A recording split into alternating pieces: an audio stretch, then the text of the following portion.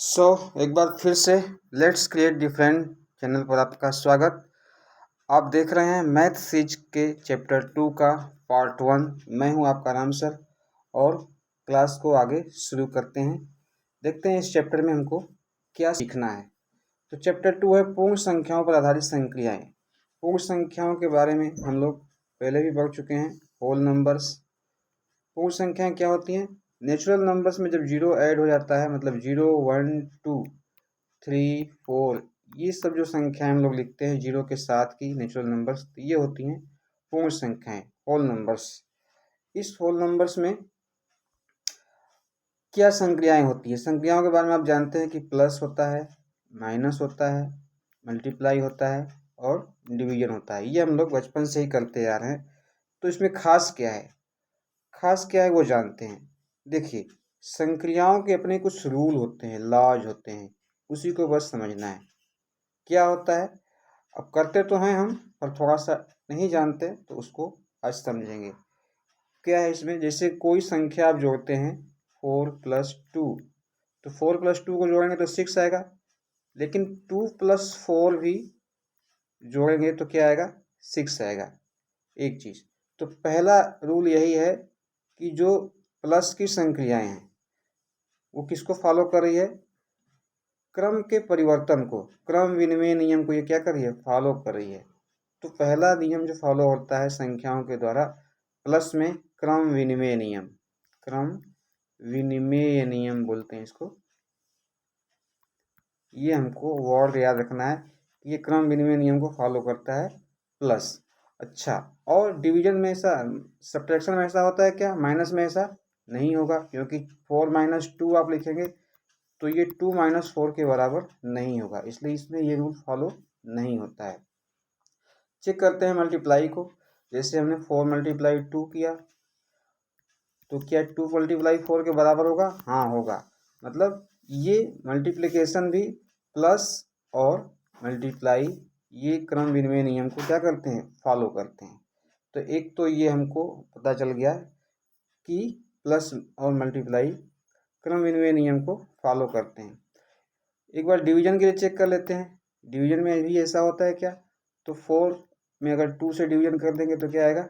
2। लेकिन अगर इसका उल्टा किया हमने, 2/4 किया, तो ये क्या हो जाएगा? 1/2।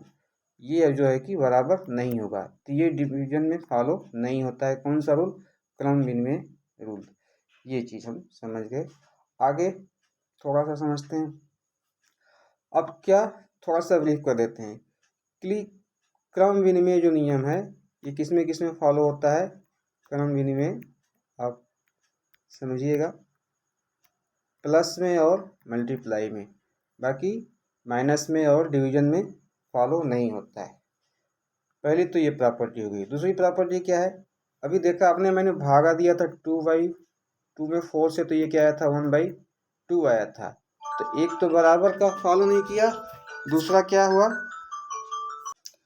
दूसरा ये हुआ कि ये जो 1/2 मिला, ये कहीं से होल नंबर की फैमिली का मेंबर नहीं है। किसका है? इसको हमने पढ़ा था कि ये क्या है? परिमेय संख्या है। ये क्या है? परिमेय संख्या है। तो जो भी ऑपरेशन हम करते हैं, प्लस करते हैं, माइनस करते हैं, मल्टीप्लाई करते हैं, डिवीजन करते हैं, इसको करने के बाद अगर कोई संख्या ऐसी मिलती है कि उसी फैमिली का होता है, जैसे पूर्ण संख्याओं करें तो पूर्ण संख्या ही मिले, तो उसको हम बोलते हैं क्लोजर प्रॉपर्टी, समवरक नियम। समवरक नियम, समवरक नियम क्या होता है? थोड़ा समझ लेते हैं। ये नियम पहले बताना था, थोड़ा ऊपर नीचे हो गया, कोई नहीं, आप समझ रहे हैं अच्छे से। समवरक नियम क्या होता है? जैसे 2+4 किया आपने, तो ये दोनों होल नंबर थे, तो 6 भी जो आया वो भी हमारा क्या है? होल नंबर है, पूर्ण संख्या है। इसी तरह से मल्टीप्लाई में देख लीजिए, 6 × 3 किया आपने, तो ये क्या आया? 18। ये भी क्या हो गया हमारा? पूर्ण संख्या हो गया, होल नंबर हो गया। मतलब whole number multiply whole number equal to whole number. जैसे ही प्लस में भी ये चीज़ होती है, ये क्या होता है? ये भी होल नंबर है, ये होल नंबर आ रहा है। तो ये समवरक नियम किसमें फॉलो हो रहा है? प्लस में भी फॉलो हो रहा है, मल्टीप्लाई में भी फॉलो हो रहा है। मल्टीप्लाई में भी क्या हो रहा है? फॉलो हो रहा है। लेकिन अगर माइनस और डिवीजन को देखें तो क्या होता है, माइनस को लें जैसे 4 माइनस 2, और तो ये तो सही है, ये 2 आया, ये तो फॉलो कर रहा है। लेकिन अगर 2 माइनस 4 कर दिया आपने तो क्या आ जाता है -2, जो कि होल नंबर नहीं है। तो ये क्या होता है, माइनस और डिवीजन जो है कि माइनस और डिवीजन जो है हमारे क्लोजर प्रॉपर्टी को फॉलो नहीं करते हैं, ये दोनों फॉलो नहीं करते हैं। ठीक है, अब देख लेते हैं, दो प्रॉपर्टी हमने सीख लिया, कौन कौन सा सीखा, ये जो है कि ये वाली प्रॉपर्टी संवरक नियम, क्लोजर प्रॉपर्टी, और इसके पहले हम लोगों ने क्रम विनिमय नियम को समझा था कि ये क्या होता है, मतलब क्रम को आगे पीछे करने पर भी आपका रिजल्ट जो है कि सेम आता है, ये इसको फॉलो कर रहे हैं। दो प्रॉपर्टी और है, इसको भी समझ लेते हैं। देखिए, तीसरी प्रॉपर्टी होती है एसोसिएटिव प्रॉपर्टी, इसको बोलते हैं साहचर्य नियम। मैं हिंदी वर्ड ही लिखूंगा क्योंकि आपसे जो एग्जाम में आएगा यही वर्ड आएगा। तो साहचर्य नियम, साहचर्य नियम में क्या होता है कि साथ साथ रखने का, जैसे 4, 3 संख्याएं लेते हैं, 4 + 3, और इसमें आपने 7 ऐड कर दिया, तो ये क्या आ जाएगा, इधर यही देख लेते हैं, 4 + 3 7, और 7 + 7 ये क्या आएगा 14। अगर इसका क्रम बदल दे, क्रम मतलब कि साथ बदल दे, हमने क्या कर दिया कि 4 को अलग ले लिया और पहले 3 + 7 को ऐड कर दिया, तो ये क्या होगा, यहाँ भी आप ऐड करेंगे तो 14 ही आएगा। तो ये साथ साथ रहने का नियम, किसी दो को भी साथ में रह करके हम जोड़ लेते हैं, तो ये साहचर्य नियम है। तो ये प्लस में क्या होता है, फॉलो होता है। ठीक है, आगे देखते हैं कि मल्टीप्लाई में फॉलो होता है क्या, तो एक एग्जांपल उसका भी लेते हैं। जैसे 7 मल्टीप्लाई हमने 9 किया, और 9 का मल्टीप्लाई कर दिया हमने 2 में, और यहाँ थोड़ा सा हम लोगों ने साथ बदल दिया, 7 इंटू, ये 7 इंटू 9 को पहले कर लिया और 2 को बाद में कर लिया, तो भी रिजल्ट सेम आएगा। देखिए यहाँ 18 और 18 साथ 126, और यहाँ भी 7 9 63, और 2 का गुणा करेंगे तो क्या आएगा 126, तो कोई रिजल्ट प्रभावित नहीं हुआ। तो एसोसिएटिव प्रॉपर्टी है जो साहचर्य का नियम है, प्लस में भी फॉलो होता है और मल्टीप्लाई में भी फॉलो होता है। ठीक है, बाकी जो है माइनस और उसमें ये नहीं फॉलो होता है, तो आप इस दोनों को याद रखना है कि नहीं, प्लस में और मल्टीप्लाई में ये फॉलो हो रहा है। एक चौथी प्रॉपर्टी होती है वितरण नियम की, अब तीसरी हम लोगों ने पढ़ लिया, चौथी प्रॉपर्टी होती है वितरण नियम की। बहुत सिंपल सा है, कोई भी आपने देखा होगा कि 4 और मल्टीप्लाई ब्रैकेट में 2 + 3 है, तो एक योग पर वितरण होता है, एक जो है कि सब्ट्रैक्शन पे होता है। तो इसको क्या लिख सकते हैं हम लोग, 4 × 2 + 4 × 3। ऐसे ही मान लीजिए कि 9 × 6 - 2 है, तो इसको हम लिख सकते हैं 9 × 6 - 9 × 2। ये हम लोगों ने distribution of multiplication over addition, और ये ओवर सब्ट्रैक्शन। तो इसको हल करेंगे, या ये 3 to 5 को जोड़ करके 3 to 5 को एक साथ ऐड करके 4 के साथ मल्टीप्लाई करेंगे तो भी सेम आएगा। तो यही बस इसमें है, इतना आपको हमको जानना है कि कौन सा किस प्रॉपर्टी को फॉलो करता है। चलिए एक बार ब्रीफ कर देते हैं आपके लिए, ये क्लास की PDF आपको लिंक पे मिल जाएगी, तो उसको आप क्लिक करके पूरी क्लास को एक साथ देख सकते हैं। ब्रीफ क्या है, ब्रीफ ये है कि पहला रूल था क्रम विनिमय का, मैं थोड़ा स्टार्ट में लिख रहा हूँ। दूसरा है साहचर्य नियम का, साहचर्य का। तीसरा है वितरण का। चौथा हम लोगों ने सबसे ऊपर लिखना था, वो है संवरक नियम, कि होल नंबर का करेंगे तो होल नंबर ही आएगा। और ऑपरेशंस क्या है हमारे पास, ऑपरेशंस है हमारे पास, थोड़ा इसको नीचे लेना था, तो कर लेते हैं एक बार फिर से कोशिश करते हैं। चलिए ये नीचे आ गया, ठीक है। ऊपर क्या लिखना है हमको, ऊपर ये लिखना है कि operations plus minus multiply division. तो देखते हैं क्रम विनिमय नियम जो है कि प्लस फॉलो करता है, माइनस नहीं करता है, मल्टीप्लाई में फॉलो होता है, डिवीजन में फॉलो नहीं होता है। साचर नियम की बात करें तो प्लस ऑपरेशन मतलब जोड़ में फॉलो होता है, माइनस में फॉलो तो नहीं, अभी डिटेल में समझेंगे, छोड़ दीजिए इसको, और मल्टीप्लाई में फॉलो होता है। ठीक है, डिवीजन में उसमें बॉड मास रूल चलता है एक्चुअली, तो वो चीज़ हम लोग ये नो समझिएगा इसको। ठीक है, और ये यहाँ भी नो। वितरण नियम, तो वितरण नियम क्या होता है, किस तरीके से फॉलो होता है, प्लस पर और माइनस पर। ये गुणा का वितरण नियम चाहे कुछ भी इस पर फॉलो होता है। तो प्लस पर और मल्टीप्लाई पे, प्लस और मल्टीप्लाई पे कर लेते हैं। संवरक नियम, संवरक नियम आप जो होता है ये आपके प्लस पे फॉलो होता है और मल्टीप्लाई पे फॉलो होता है। इसमें मतलब फॉलो नहीं होता है, मल्टीप्लाई पे फॉलो होता है। ये दो चीज़ मैंने लिख दिया है। तो ये ब्रीफ है, थोड़ा सा कुछ भी प्रश्न पूछे जाते हैं तो बहुत डिटेल में भी नहीं जानना है, थोड़ा थोड़ा ब्रीफ में हमको जानते रहना है। चलिए ठीक है, अब आगे कुछ सीखते हैं। आगे क्या है देखते हैं। आगे है डिवाइजिबिलिटी रूल, विभाज्यता के नियम। एक बार फिर से आते हैं, विभाज्यता के नियम देखते हैं। विभाज्यता के नियम क्या है, तो सबसे पहले विभाज्यता का नियम है बाई टू। टू से कोई संख्या विभाजित होती है कब, तो यदि किसी संख्या का अंतिम अंक 0, 2, 4, 6, 8 है तो संख्या 2 से क्या होगी, डिवाइजिबल होगी। 2 से क्या होगी, डिवाइजिबल होगी।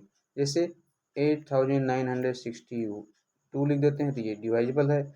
9040 लिख देते हैं, 0 आ गया तो डिवाइजिबल है। कोई अलग संख्या भी लिख देते हैं, 3961, देखिए 1 आ गया। 1 मीन्स ये संख्या 2 से डिवाइजिबल क्या है, नहीं है। ये है, ये है, पर ये नहीं है।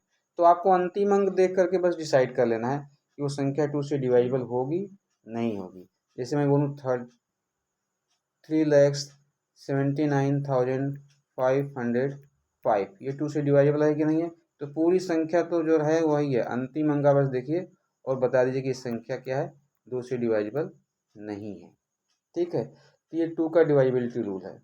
3 का क्या है, 3 के लिए क्या करते हैं, 3 के लिए क्या यह है कि कोई भी संख्या दिया हो, जैसे हमारे पास संख्या है 63,589, अब हमको बताना है कि ये 3 से डिवाइजिबल है कि नहीं है। तो क्या करना है हमको, सिंपली इसके अंकों को ऐड कर लेना है और देखना है वो संख्या 3 से कट रही है कि नहीं कट रही है। तो यहाँ ऐड कर देंगे सबको, तो ये क्या हो जाएगा, एक बार ऐड करके देखिए। 63995 14 और 14 और 8 ऐड करेंगे तो ये हो जाएगा 22, 14 8 22 और 22 9 31, 31। तो 31 3 से नहीं कटता है, रिमाइंडर आता है, इसका मतलब ये पूरी संख्या 3 से क्या है, डिवाइजिबल नहीं है। 3 से डिवाइजिबल क्या है, नहीं है। तो ये 2 और 3 का डिवाइबिलिटी रूल हम लोग सीख गए। और यहीं पे थोड़ा सा सीख लेते हैं हम लोग कि 2 3 से अगर कोई संख्या डिवाइजिबल होगी तो ही वो डिवाइजिबल बाई 6 होगी, अदरवाइज नहीं होगी। अगर संख्या 2 से डिवाइड है और 3 से भी डिवाइड है तो 6 से क्या होगी, डिवाइड होगी। अगर 2 6 में एक भी डिवाइजिबल नहीं है तो 6 से डिवाइजिबल क्या होगी, नहीं होगी। जैसे इससे है, फिर 3 से नहीं है तो ये क्या होगी, 6 से डिवाइजिबल नहीं होगी, यहाँ नहीं होगी। ठीक, तो कुछ प्रश्न यहाँ देते हैं, थोड़ा सा समझते हैं।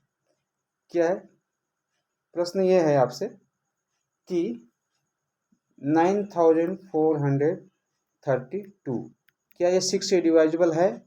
देखिएगा अंकों को जोड़ेंगे, पहले तो ये 2 से डिवाइजिबल दिख रहा है तो 2 से तो है। 3 से देख लेते हैं, 3 2 5 5 4 9 9 9 18, तो ये क्या है, 3 से भी डिवाइजिबल है। क्या है, 3 से भी डिवाइजिबल, तो 2 3 से हो गया, इसका मतलब 6 से क्या हो जाएगा, डिवाइजिबल होगा। बस सिंपली अगर 6 का खुद का कोई डिवाइजिबल नहीं है, 2 3 से हो रहा है तो 6 से हो जाएगा। चलते हैं थोड़ा सा अभ्यास प्रश्नों की तरफ, क्योंकि अभी वीडियो ज़्यादा लंबी हो ना हो, बाकी के डिवाइजिबिलिटी रूल को हम लोग नेक्स्ट क्लास में देख लेंगे। तो चलते हैं अभ्यास प्रश्न। ठीक है, देखते हैं प्रैक्टिस क्वेश्चन कैसे। यहाँ कुछ क्वेश्चन लिखा नहीं है, लेकिन कुछ प्रश्न मैं आपसे पूछ लूँगा। यहीं स्क्रीन पे आप स्क्रीनशॉट लेकर के इसको जो है कि सॉल्व कीजिएगा। ये तो अभी सॉल्व करेंगे, बाकी होमवर्क में आपके लिए दे देंगे। ठीक है, तो देखते हैं, कुछ प्रश्न लेते हैं। पहला प्रश्न है कि 2 × 9 = 9 × 2, ये किस नियम को फॉलो करता है? तो आप देख सकते हैं यहाँ मल्टीप्लाई का जो है कि उल्टा हो रहा है, तो ये मतलब क्रम का चेंज हो रहा है, तो ये किसको फॉलो करता है? क्रम विनिमय नियम को फॉलो करता है। ऐसे ही 7 + 8, सिंपली इससे प्रश्न पूछे जाते हैं। 8 + 7 किस नियम को फॉलो करता है? ये आपको बताना है कि क्रम विनिमय नियम को फॉलो करता है।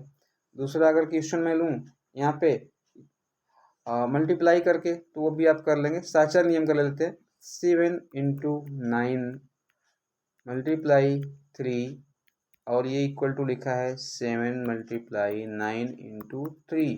तो ये किस नियम को फॉलो करता है? साहचर्य नियम को फॉलो करता है। वैसे ऐसे ही सरल सरल प्रश्न आपसे इस पर पूछे जाते हैं।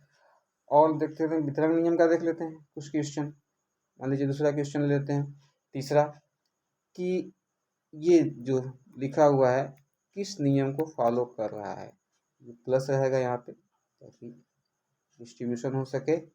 +3 कर दिए, और ये लिख दिया इस तरह से 4 × 2 + 4 × 3। तो ये जो लिखा है किस नियम को फॉलो कर रहा है? तो ये क्रम वितरण नियम को फॉलो कर रहा है।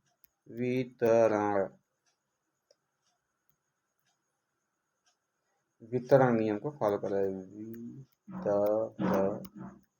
नियम, डिस्ट्रीब्यूशन लॉ।